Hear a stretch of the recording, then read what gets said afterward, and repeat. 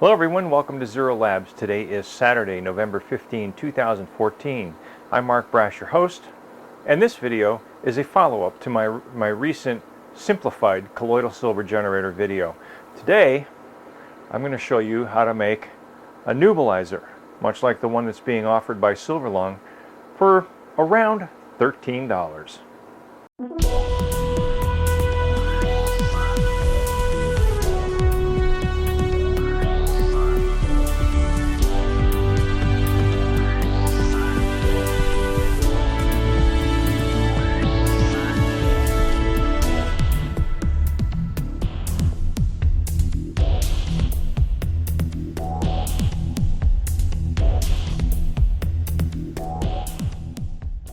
So needless to say, there's been a lot of comments made on my video that I produced making colloidal silver.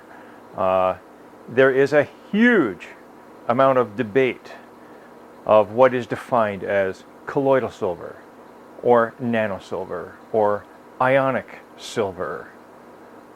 Quite frankly, I don't care.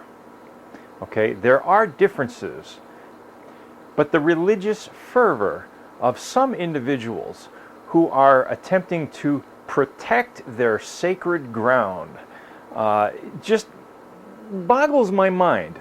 Okay, it's not that important. Okay, I will concede it is important to start with as pure a water source as you can. If you start with distilled water, it will take longer to get the process running, and you may need to let it run for more than a couple of hours. That I will concede. There are certain ways to jumpstart the process if you are using distilled water, and in that regard I do recommend that you use distilled water as your starting medium. But in order to get the process rolling, one of the things that you may need to do is you may need to start with a higher voltage. Okay? The purpose of the resistor, and the resistor is 33k ohms. There's been a little confusion about that too. 33,000 ohms, 33k ohms, or give or take. So anywhere from about 10k to 100k is perfectly acceptable for your resistance value. If you start with a higher voltage, let's say you take 3 9-volt batteries and clip them in series for a total of 27 volts.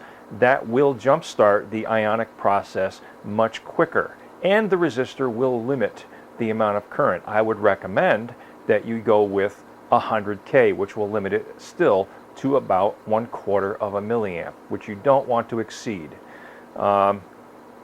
Having said that, if you don't have distilled water, please start with the cleanest water that you can.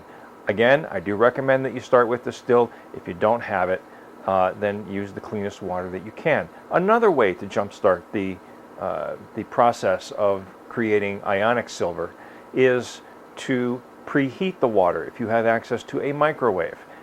Preheat the water to about 150 to 180 degrees. Then insert your electrodes. You will begin to draw current right away if the water is warm.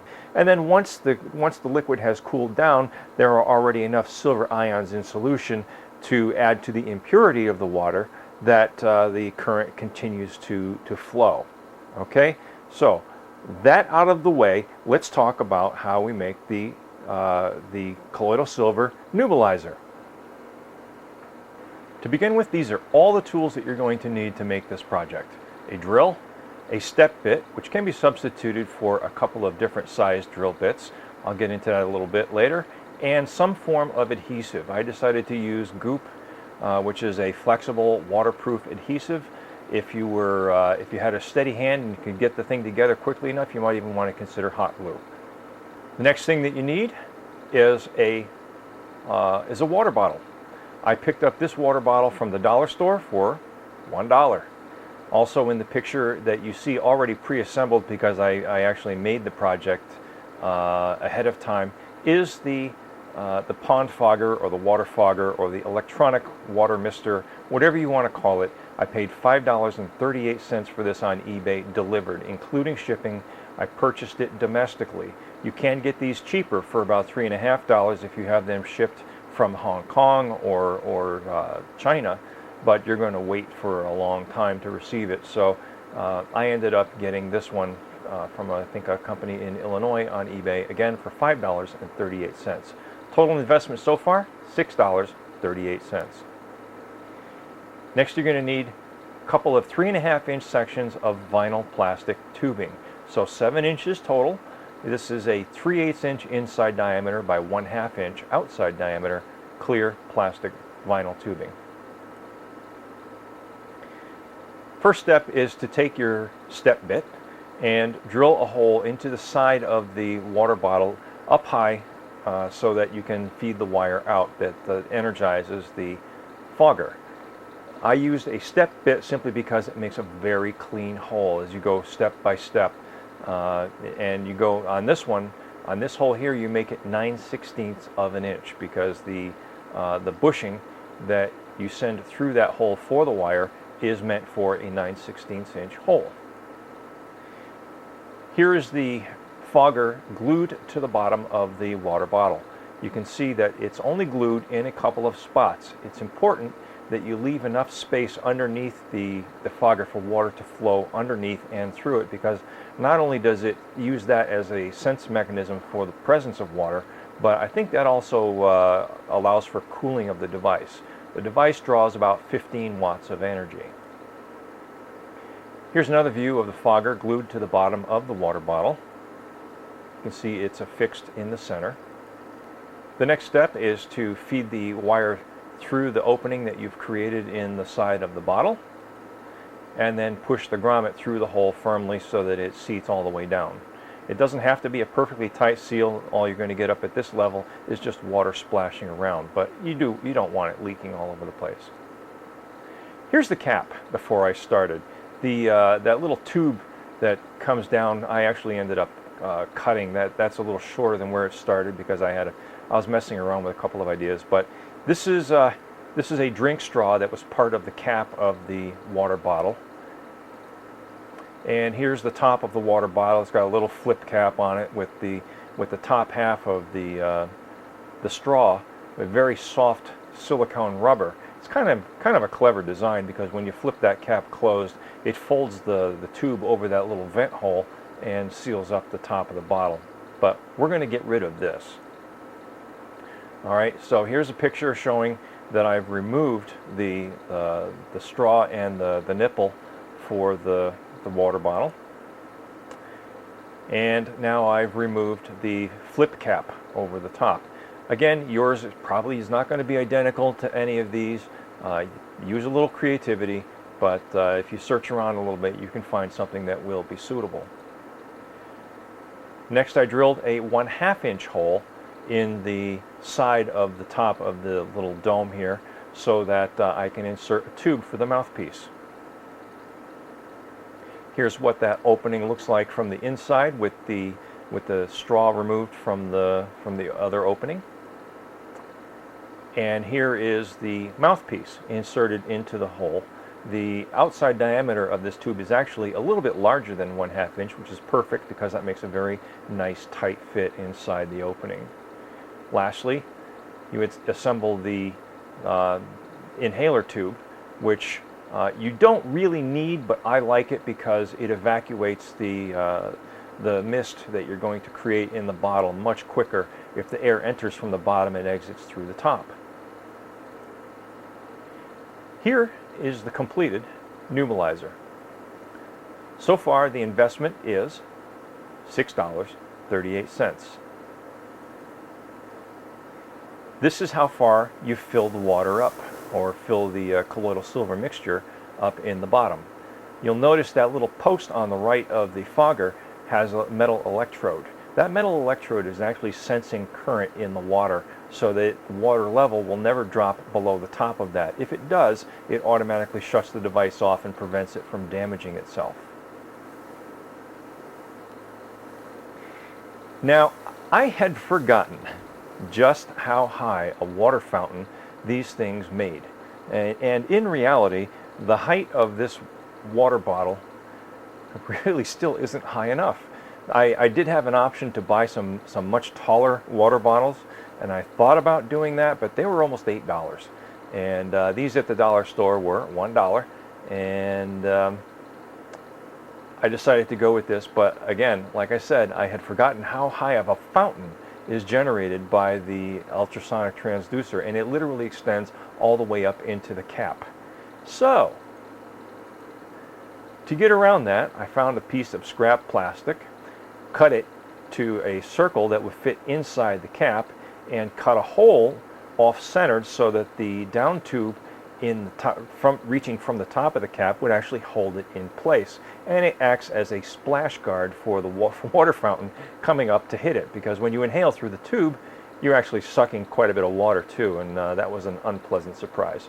Here is that little plastic shield assembled to the down tube, to the inhaler tube, before assembling to the cap, and here it is in place on the cap. You can see how now the opening of the mouthpiece tube is shielded from direct exposure, or from the fountain that's being generated by the fogger. Now, for testing purposes, I powered this unit with a 24 volt 5 amp power supply, but I wanted to measure exactly how much current this unit draws. So in the picture you see my digital multimeter in the 10 amp scale, and once the unit gets operating, it's drawing 570 milliamps, which is not a whole lot. You could actually operate this from 3 9-volt batteries in series, but 9-volt batteries have about 580 milliamp hours, so you get roughly up to maybe an hour's worth of service out of 3 9-volt batteries.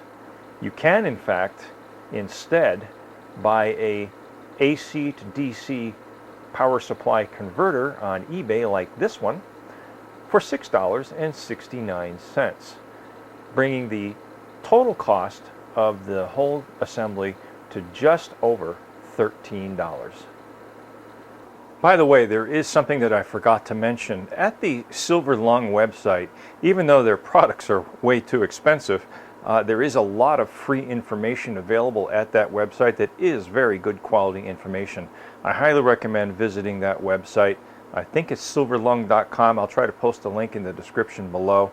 But one of the things that they talk about is taking the ionic silver, which you've made with your electrolysis process, and the 9-volt battery or 27-volt battery, however you decide to go about it, and reduce it to making it into colloidal silver. Silver Lung will try to sell you a powder, I think for $20, and all it really is a powder of maltodextrin. There are other compounds that will work just as well, most notably honey, which is primarily glucose, a simple sugar that is metabolized into starch as well. I elected to use that, and all you need to do once you've prepared your ionic silver is to put a couple of drops of honey into it, mix it well, and then warm it up on a hot plate until it turns honey yellow. There are other descriptions for the kind of yellow that it turns to. Silver Lung has a very nice YouTube video. I will also link to that in the description of this video, showing the process, and you can decide for yourself what kind of yellow it turns to. But it's very useful information, and there's a lot of information about which type of silver to use when, whether you use ionic silver or colloidal silver. It's good information. And that's it. I have been watching the statistics on my colloidal silver video quite carefully over the last couple of weeks, and one of the things that I find very heartwarming is that a great majority of the views that are coming to that video are coming from West Africa, most specifically Nigeria. I would like to see that spread out geographically to some of the other Ebola affected regions, but it's a start. And for those of you in Nigeria who are watching this video, please spread the word. And one of the things that I would like very much is to hear any reports that you could send me of actual success stories of this working. I know it is an experiment. It is not sanctioned by the World Health Organization. It is not sanctioned by any government. I am not a medical doctor who is qualified to give anyone medical advice, but I will tell you how I use colloidal silver. I use it on infections and any type of infection. And with my nebulizer, I can now administer this by inhaling. That's all for now. Thank you all for watching. I hope you've enjoyed this video. Please rate, share, comment, and subscribe. Please be healthy, and peace, everyone.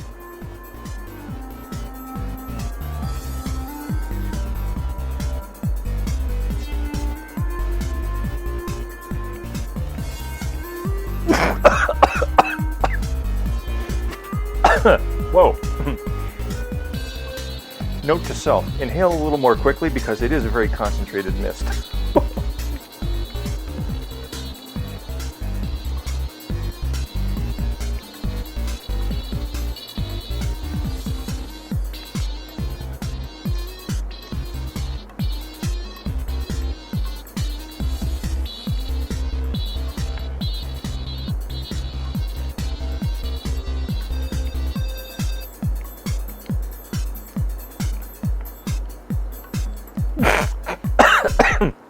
Okay, that's enough.